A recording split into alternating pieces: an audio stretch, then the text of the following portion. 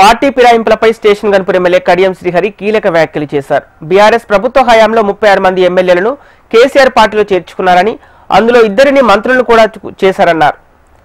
ఆ 36 మందిలో ఎవరు కూడా పదవికి రాజీనామా చేయలేదని, స్పీకర్ అనర్హత వేటు వేయలేదన్నారు. ఆనాడు ఇతర పార్టీల నుంచి బీఆర్ఎస్ లో చేరిన ఎమ్మెల్యేలను ఎందుకు రాజీనామా చేయించలేదని కేసీఆర్ ను సూటిగా కడియం ప్రశ్నించారు.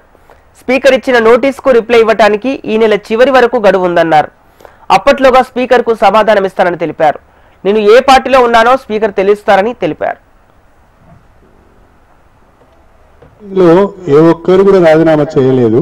ఆ 36 మందిలో ఏ ఒక్కరు కూడా డిస్క్వాలిఫై కాలేదు. కానీ ఈ రోజు ఆనాడు రాజకీయ వ్యవస్థనంతా సర్వనాశనం చేసి భ్రష్టు పట్టించిన కేసీఆర్ గారు ఈ రోజు ఫామ్ హౌస్ కు పరిమితం అవుతున్నాడు.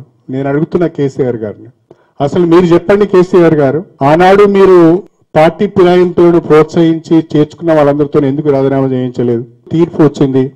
ఆ స్పీకర్ గారిని 3 మాసాల లోపల నిర్ణయం తీసుకోమని చెప్పారు. It's not direction. వారు ఏమన్నారు? స్పీకర్ గారు 3 మాసాల లోపల ఈ పిటిషన్లను డిస్పోజ్ చేయాలి, నిర్ణయం తీసుకోవాలన్నారు. స్పీకర్ గారు మా అందరికి కూడా నోటీసులు ఇచ్చారు. నాకు ఆ నోటీస్ కు రిప్లై ఇవ్వడానికి నాకు ఇంకా టైం ఉన్నది. వారు ఒక్కొక్క ఎమ్మెల్యేకి ఒక రకమైన టైం ఇచ్చారు. వారు ఆ టైం లోపల తప్పకుండా నేను నా రిప్లై ఇస్తాను. కాకపోతే ఏంటి అంటే, మీరు అధికారంలో ఉన్నప్పుడు మీరు ఫిరాయింపులను ప్రోత్సహించినప్పుడు ఒక రకమైన విధానం, ఇప్పుడు ఇంకొక రకమైన విధానం అనే విధంగా మీరు మాట్లాడుతున్నారు.